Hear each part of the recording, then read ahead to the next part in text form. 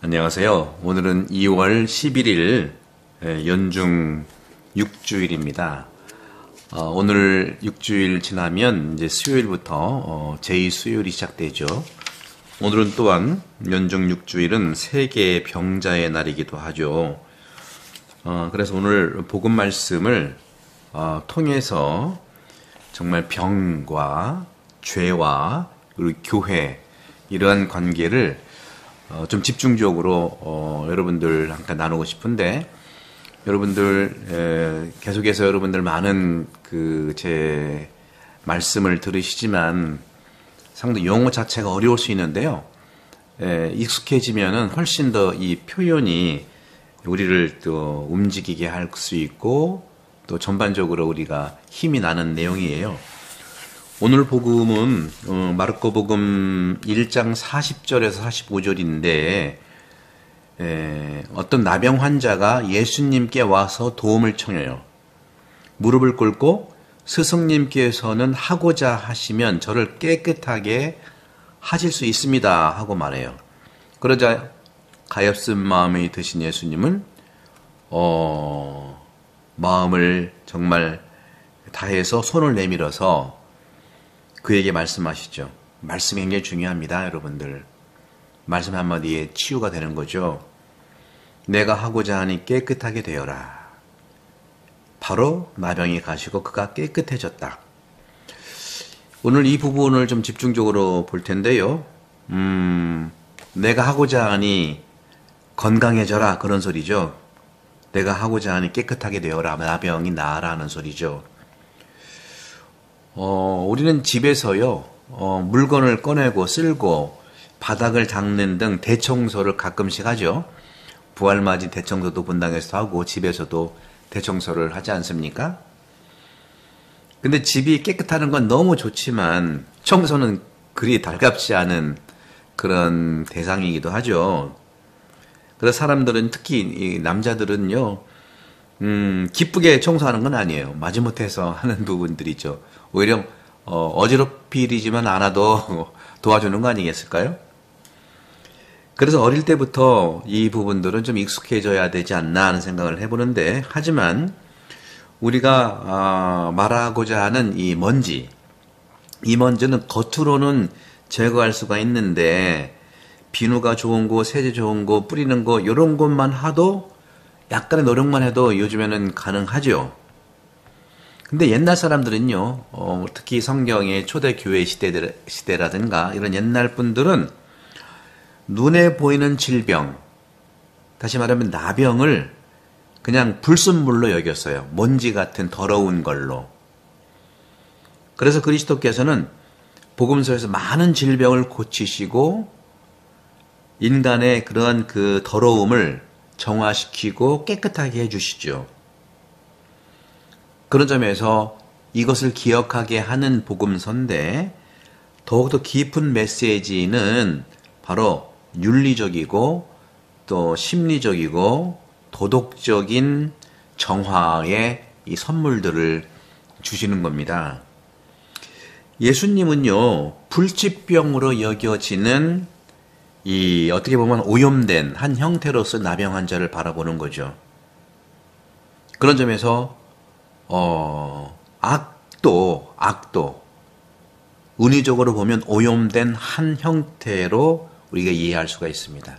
그러니까 악은 더러운 먼지같이, 코로나같이 우리한테 전염을 해주는 거죠. 예수님도 불치병으로 여겨지는 나병 환자를 오늘 고쳐주신다는 사실은 도덕적으로, 윤리적으로, 심리적으로 낙관주의를 이야기하는 증거가 아니겠습니까? 뭐든지 나을 수 있다 하는 거예요. 죄도 나을 수 있다는 거죠. 용서받을 수 있다는 겁니다.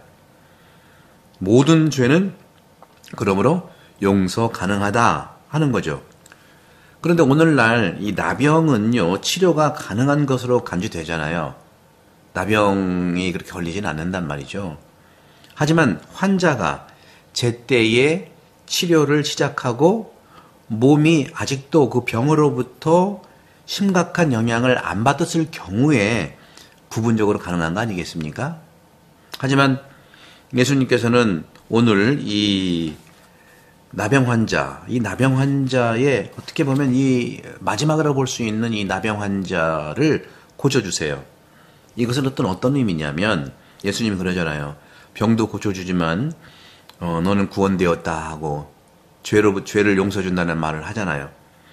이것은 병을 고쳐준다고 하는 것은 죄인도 이미 위태로운 상태에 있을 때라도 자신을 바로 잡을 수 있다는 뜻입니다. 죄도 용서받을 수 있다는 뜻이에요. 그런 점에서 병과 죄를 같은 구원의 대상으로 보는 겁니다.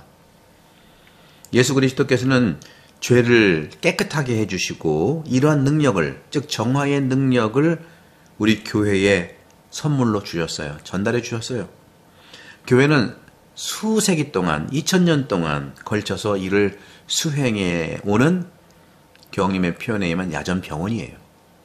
하지만 우리는 어떤 점에서 어떻게 이런 일이 일어나는지를 깨달아야 하는 거죠. 복음서를 통해서 우리 본당의 말씀학교 일주일에 한 번씩 1시간 반씩 4명, 5명이 나는 그 시간 얼마나 행복한지 몰라요. 치유의 순간이죠. 그렇게 봤을 때에 우리가 볼 수 있는 그런 차원에서도요,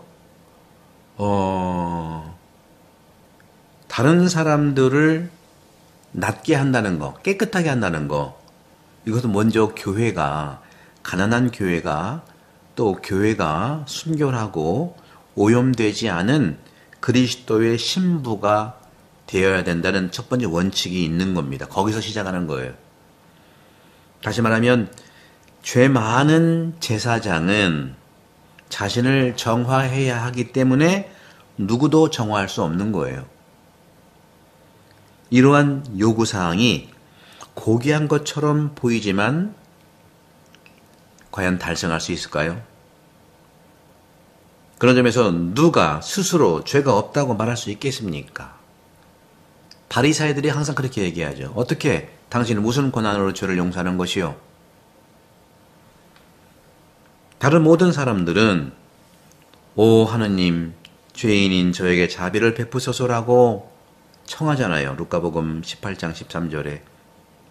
이것이 바로 바리사이들이라든가 다른 그 율법학자들은 바로 신성모독이라고 하고 이단이라고 말을 하는 거예요. 건강한 사람만이 입원할 수 있는 병원을 상상해 보십시오. 건강한 사람이 들어가는 병원은 없어요. 그런 병원은 어디 있습니까? 그렇기 때문에 우리는 이런 유형의 교회도 필요하지 않습니다. 죄를 안 짓는 사람은 성당에 과연 같은 비유로 볼 수 있잖아요. 결과적으로 죄인은요, 교회의 시민권을 가질 권리가 있다는 것이 항상 교회는 2000년 동안 예수님에 의해서 주장되어 온 겁니다. 병자에게 의사가 필요하듯이. 왜냐하면 오직 이런 방법으로만 우리들은 자신을 깨끗하게 할 수 있기 때문입니다. 실제로 이제 로마에 가면은 국제 이런 그 회의가 많아요. 한 번은 어느 국제 회의의 참가자들이 회의만 하는 게 아니라 어디 이제 프라스카티라고 하는 로마 근교도 있고 또 빌라 아도보란딘이라고 하는 이런 그 건축물 교회 이런 부분들의 순례를 갔어요. 그런데 그걸 설명하는 사람이 이 건축물 여러분 아름다워 보이죠? 그러나 이 건축물들은요 그 기원이 깨끗하지 않습니다. 무슨 말이냐? 이 교회 건축을 할 때 그 사용된 돈, 그 돈 중에서 교회 대표자 중에 한 명이 그 돈을 훔쳤고 교회를 훔친 거라고 볼 수 있어요. 이렇게 가이드를 하는 거예요. 스캔들이죠. 이 모든 것이 스캔들이었어요. 여행 가이드는 정말 이걸 진지하게 설명하는 거예요. 아마 개신교 순례단도 가끔 보일 텐데 개신교 순례단은 정말 성지순례를 하는 것에서 그 교회의 모습을 예수님의 모습을 신앙의 모습을 봐야 되는데 그리고 인간이 약하기 때문에 부정적인 측면들을 너무 강조하는 것과도 유사한 것이죠. 그러자 또 그룹 일부의 가톨릭 신자들은 그런 스캔들 되풀이 하지 마세요. 왜 무슨 우리는 순례하러 왔지 스캔들 들으러 온 것이 아니에요. 이렇게 얘기를 하는 거예요. 하지만 가톨릭 신자가 아닌 한 명이 현명하게 이렇게 말을 했습니다. 교회는 건강한 공동체, 즉 건강한 유기체입니다. 그러니 이런 것들도, 이런 스캔들들도 소화할 수 있지 않습니까? 이런 스캔들로 죽지 않고요, 교회는. 또 그것 때문에 약해지지도 않는 겁니다. 와, 대박. 이거 어떤 뜻일까요? 교회는, 병원은 환자들이 모이는 것이고, 의사는 환자들 때문에 있는 것이죠. 건강한 사람한테는 의사가 필요 없는 거랑 똑같은 거, 예수의 가치가 똑같은 겁니다. 그래서 그렇게 얘기하는 거예요. 교회의 죄는 어떤 마법의 공식이나 인간의 능력으로 용서받는 것이 아닙니다. 하지만 우리 안에 사시는, 내 안에 사시는 그리스도의 능력으로 용서받는 겁니다. 고해 성도도 마찬가지죠. 제가 용서하는 게 아니에요. 저를 통해서 그리스도께서 용서하시는 것이죠. 그러면 누가 나를 죄에서 깨끗하게 할 수 있겠냐 하고 질문할 수 있잖아요. 먼저 나 자신, 나는 자유롭게 정말 죄를 지었잖아요. 내 동의로 죄를 진 거잖아요. 악의 자유롭게 동의했잖아요. 하느님의 도움으로. 그러나 나는 이 동의를 철회할 수 있다. 그게 회개잖아요.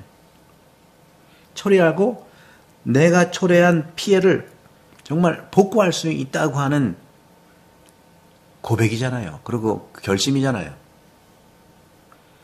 우리가 그리스도교에서 두 가지 말씀과 교리가 우리의 이런 정신을 2000년을 보존해 온 겁니다. 그렇기 때문에 말씀과 예수님의 말씀과 교리는 저도 이제 본당에서 말씀학교하고 또 매주 제가 신학교에서 나와서 5년째 매년 교리를 항상 같은 내용을 다른 버전으로 계속하죠. 벌써 5번째 교리가 제 유튜브 가톨릭 책방에 올라가져 있습니다. 여러분들 참고하시면 좋아요.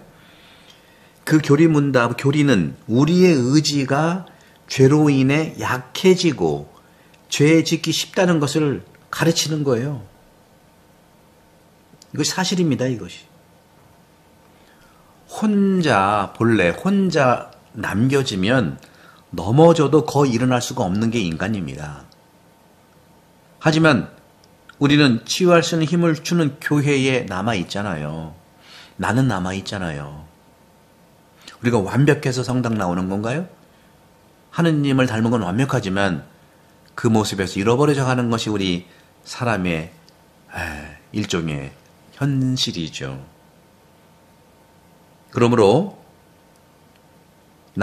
우리는 치유할 수 있는 힘을 주시는 교회에 남아있고, 그러므로 교회는 내적인 힘을 항상 전달합니다. 어떻게? 말씀으로, 또 신앙의 교리로, 그리고 성사로, 또 기도로, 또 사랑으로.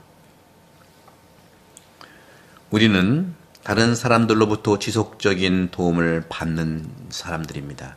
서로 전달하고 받을 수 있어요. 신체의 질병을 치료하고 싶거나 간단한 정화, 정말 닦아내는 것, 이것을 하고 싶을 때에도 우리는 외부의 도움이 필요합니다. 하지만 약한 사람에게 손을 빌려주는 것은 도움을 주는 사람에게도 참 좋은 거예요. 받는 것보다 주는 것이 행복하다고 그러잖아요. 아프리카에는요, 아직도 나병 환자가 존재합니다. 콩고의 킨샤사에는 3명의 벨기에 수녀님에 의해서 데려온 나병 환자가 있었어요. 이들은 나병 환자 수용소를 건설했고, 그곳에는 환자들 간의 상호 도움이 매우 중요했습니다. 경험을 바탕으로 하는 이러한 심리적, 영성적 관점에서도 큰 가치가 있는 일이었다는 거죠.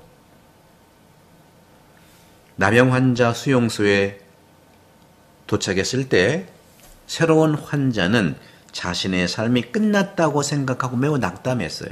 그럴 수 있겠죠, 당연히. 하지만 자신과 같은 처지에 있는 사람들이 서로 도와주는 모습을 보고 용기를 내고 자신의 가능성에 따라 일을 한 거예요.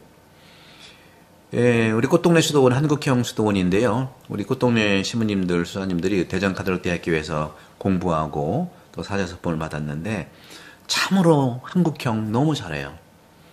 그 신부님들이 전 세계 가면서 하이티에서 파라과이에서 뭐 심지어 호주 또 아프리카 뭐 중남미 어마어마하게 나가 있어요. 왜? 그분들은 지금 여기서 얘기하는 환자들 간의 상호 도움이 매우 컸다는 거죠. 힘들고 어려워도 그 다음날 눈 뜨면 사랑이 보이잖아요. 그 사랑이 나를 움직이는 거예요. 지식 좋습니다. 유럽에서는 사랑이 인식이 돼야 인식을 알아들어야 사랑한다고 하지만 사랑하면 알아듣는 게 우리 꽃동네의 영성이고 한국 사람의 영성이에요. 그런 점에서 상호 도움에는 다양한 유형들이 있어요. 항상 제가 말씀을 드립니다마는 고대 로마에 속담이 있는데 교육으로 가는 길은 교육이죠. 가르침이죠. 교육으로 가는 길은 긴 반면에 모범을 보이는 길은 짧고 효과적이라고 이미 명시되어 있어요. 우리 꽃동네가 그런 것이 한국 사람들이 그런 거예요.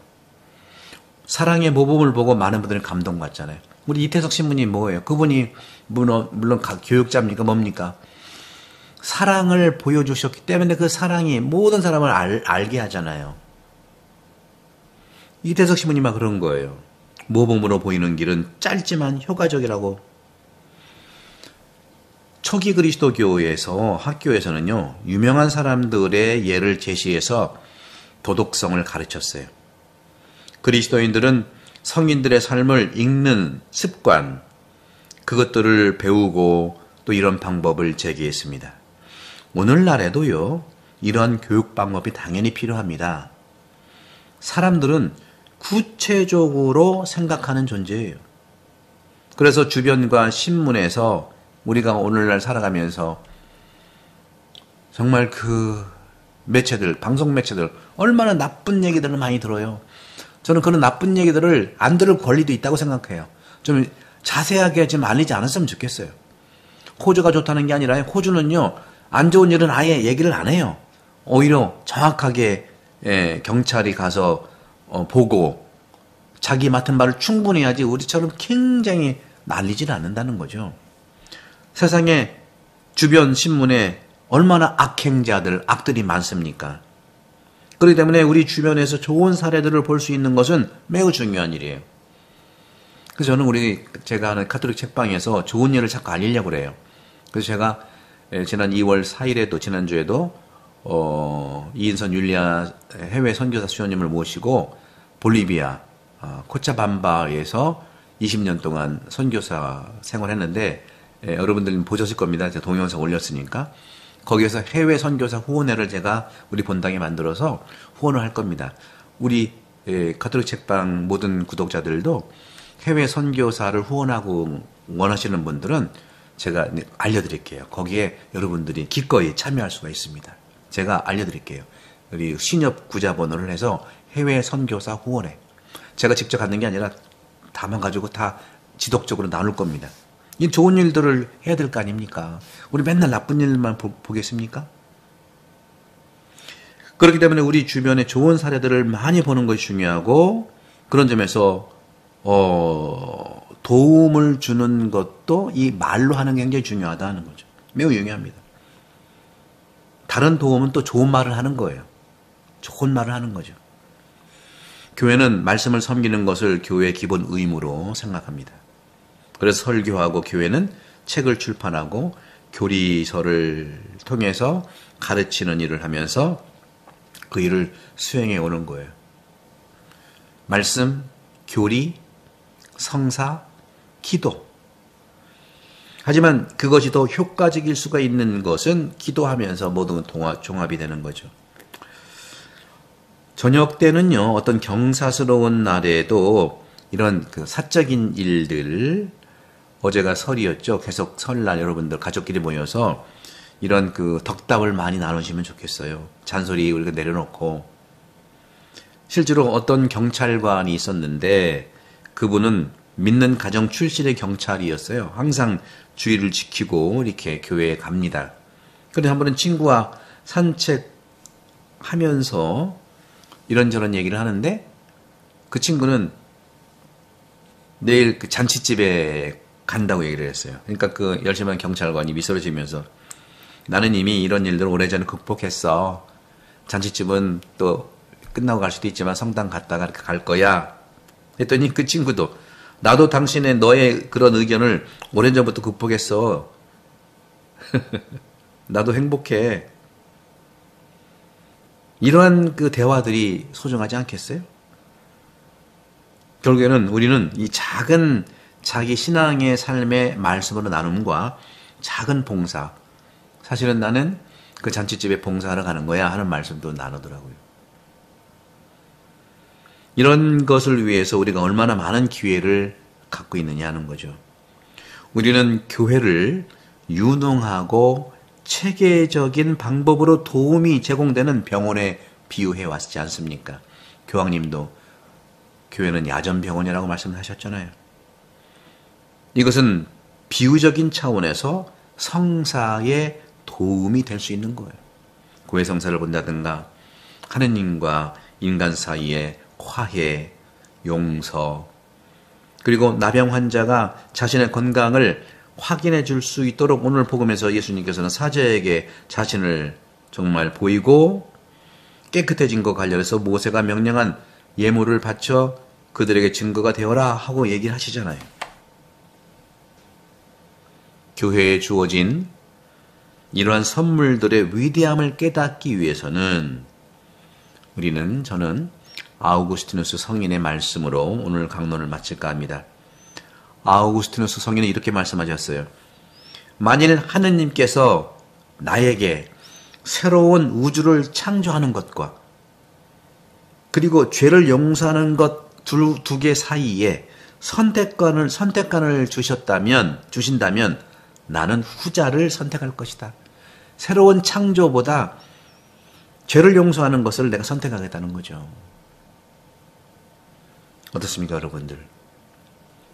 그렇기 때문에 우리 교회에서 사는 우리 모든 믿는 이들은 모두 서로 상호 정화, 거기에 협력하면서 모든 사람에게 이렇게 말하고 싶지 않겠습니까? 우리는 치유되기를 원합니다. 우리는 용서받기를 원합니다. 오늘 좀 길었는데 여러분들 이 구독 선교 정말로 부탁드리고 정말 좀 여러분들 익숙하지 않겠지만 말씀 하나하나가 정말 신앙의 골수, 깊이를 들여다보는 교부들의 성인들의 또 많은 우리 신학자들의 깊이 있는 말씀을 뽑아서 제가 이 올 1년 동안은 그렇게 제시를 해드리겠습니다. 그리고 모든 주제들이 이렇게 듣고 또 듣고 요약을 하시면 정말 여러분 각자가 신학자가 될 거예요. 여러분들 이 시대에는요 하느님을 제대로 보고 세상을 바르게 보는 기도하는 신학자가 절대로 필요합니다. 이 가톨릭 책방이 그 역할을 할 테니까 여러분 꾸준히 보시면서 주님을 만나시기를 바랍니다. 구독 선교 부탁드립니다. 새해 복 많이 받으시고 풍요로운 또 하나가 되기를 축복합니다. 성부와 성자와 성령께서는 여러분 모두를 강복합니다. 감사합니다.